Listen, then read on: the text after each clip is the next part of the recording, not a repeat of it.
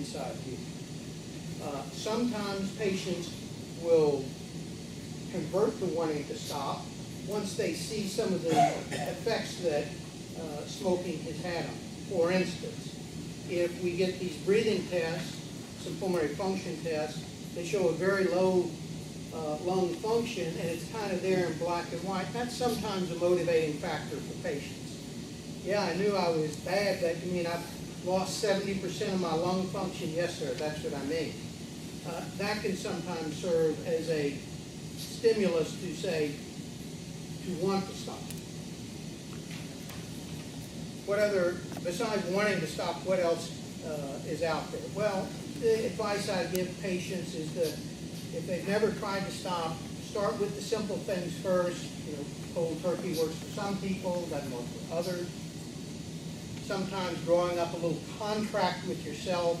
I smoke 20 cigarettes a day. I'm going to get a calendar. This week I'm smoking 19, next week 18, and do it that way so that there's a programmed reduction in how much you smoke. That works for some people. Nicotine, whether used as a patch, gum, or an electronic cigarette, or some other way of getting nicotine in so you remain physically addicted to the nicotine while you get over some of the psychological issues associated with smoking. That works for some people. There are a couple of drugs out there you may be familiar with. One is Zyban, which is the same thing as Wellbutrin. It's an antidepressant that also decreases your craving for cigarettes. And it's got a pretty good success rate. Another drug with a little higher success rate, but also a higher incidence of side effects, is Chantix. And some of you may have used that. It's certainly not where I would start, but as I'd start with the easy things first and kind of add on more complicated, more involved approaches. And Chantix would kind of be at the far end of where you go on that. So that's smoking, that's tobacco. I'd be remiss if I didn't also mention the other bad effects of smoking on your heart, cancer, osteoporosis. So there are a lot of reasons to stop smoking. Some of those effects go away fairly quickly. For instance, some of the cardiac effects of smoking go away relatively fast. Never back to where you would be without ever smoking, but pretty quick. With things like lung cancer, we think that once someone stops smoking, their risk of lung cancer comes down pretty close to a non-smoker after 10 years. Never quite as low as a non-smoker, but after about 10 years, your risk gets down close to that of non-smokers. The effects from cigarette smoking in terms of COPD, you know, a lot of that is irreversible. And, you know, I'd like to say, gee, stop smoking and everything will go away. But you usually get, as I mentioned before, a little tick up in your breathing capacity, but it doesn't just keep going up. What happens is that instead of losing lung function at a rapid rate while you're smoking, you now lose it at a slow rate called getting old, which we don't have a cure for. I think I'm going to stop right there and kind of open the floor up for a discussion, because I'd kind of like to hear what you guys have to say and see what questions you've got for me. Yeah. I see these awful ads on the television where people lose their legs and arms and everything. I can't believe that from smoking. Yeah, one other effect of cigarette smoke is cause peripheral vascular disease, so that the blood vessels constrict down, and so that there's, you know, day after day, year after year, forced circulation, poor blood flow to the extremities.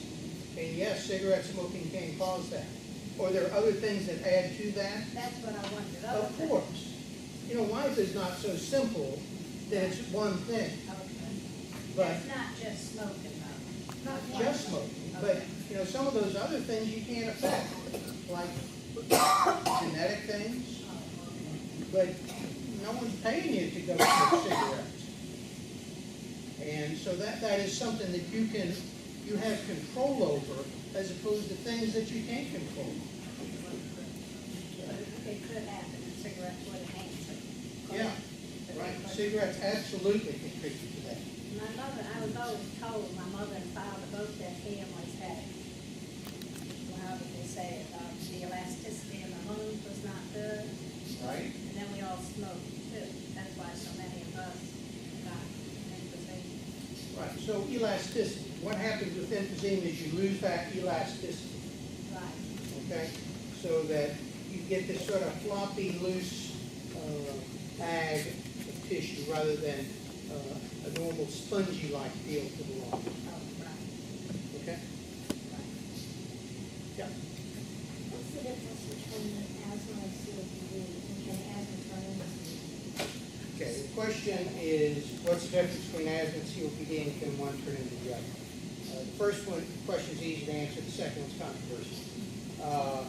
The asthma means that the tubes of your lungs get narrow and then open up. Get narrow, open up. We sometimes use the term reactive airways disease, so that if you measure the lung function on someone with asthma at a time when they're having a bad spell, be really low, they get over that spell, it goes back up to normal or nearly so, then another episode. So there's a lot of up and down variation in their lung function. With COPD, there's irreversible loss of lung function, so their lung function is always low over time. And it doesn't go up and down and get better and worse as it does with asthma. The question, can asthma turn into COPD, is a debate that's sort of been ongoing in the medical literature for a long time. There's something called the Dutch hypothesis. Dutch scientists felt that yes, asthma can turn into COPD. U.S. and British investigators felt no, they're really separate diseases. So there's this, don't nobody know. People may have opinions, and I have my own opinion, but I don't think there's a definitive scientific answer to that question. So sorry about that. That's okay, it's better than, yes, in my case. Well, since I don't know, as opposed to what I do at home with my kids, I won't make up the answer. Dr. Giessell, Yeah. my family's got a history of emphysema or asthma. I have 2 sons, one with asthma, one exercise-induced asthma. And if you smoke, is that I know they don't know what causes fibrosis, but does it lean toward fibrosis, or a lot of patients with fibrosis got that kind of history? The fact that you have COPD and asthma in your family, in my view, does not place you at higher risk of pulmonary fibrosis. And smoking doesn't. Smoking can contribute to, fibrosis is caused by a lot of different diseases.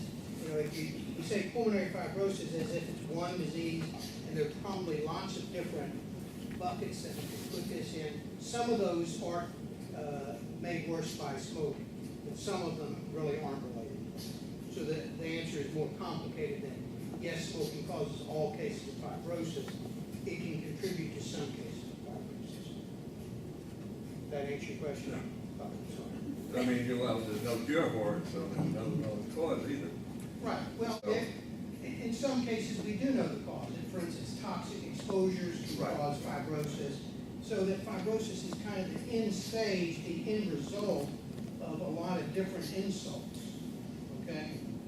And some of those insults we can point to and identify and say, yep, that causes fibrosis and scarring.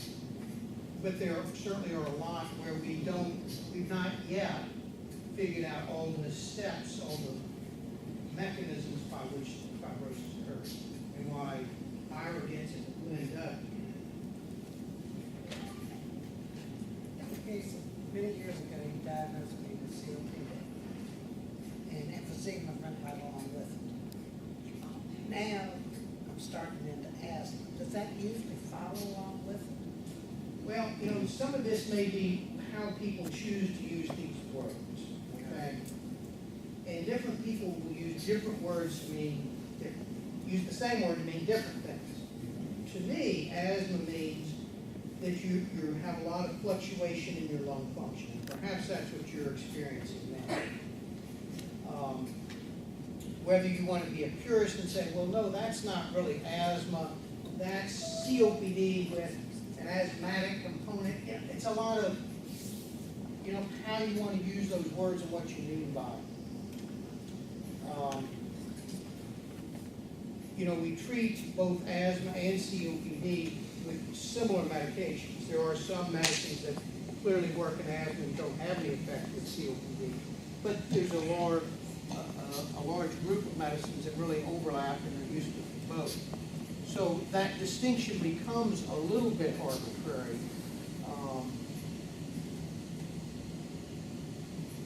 Did I answer your question? Yeah. Am I talking around everyone's question? After 45 years of smoking, Yeah. it's been 25 years since I quit. Will my lungs ever regenerate and go back to the way that they were? No. No. No. Yeah, but, that doesn't mean you just say, oh, well, I'm throwing in the towel. But, what you want to avoid is further worsening. It would be nice to say, I'm going to stop smoking, and all of a sudden I'll just get better and better every single day. Well, life's not that way. But if you, instead of getting bad at that rate, you kind of level it off, to me that seems like a big advantage. Well, I know how much good that the respiratory therapy upstairs has done for me. Pulmonary rehab. Yeah. And I guess I'm just hoping that they'll get busy and go back. Yeah. Well, when people ask me about that, pulmonary rehab doesn't make your lungs regrow, but it makes everything around your lungs better. And again, an analogy that I've used for some patients, and apologize if you've heard me say it before, is if you imagine a car that's out of tune and the tires aren't inflated properly. Well, getting the tires inflated properly, the car is going to run better, even if it's out of tune. So the end result, performance of the car, is better, even though you haven't fixed one component of what's wrong.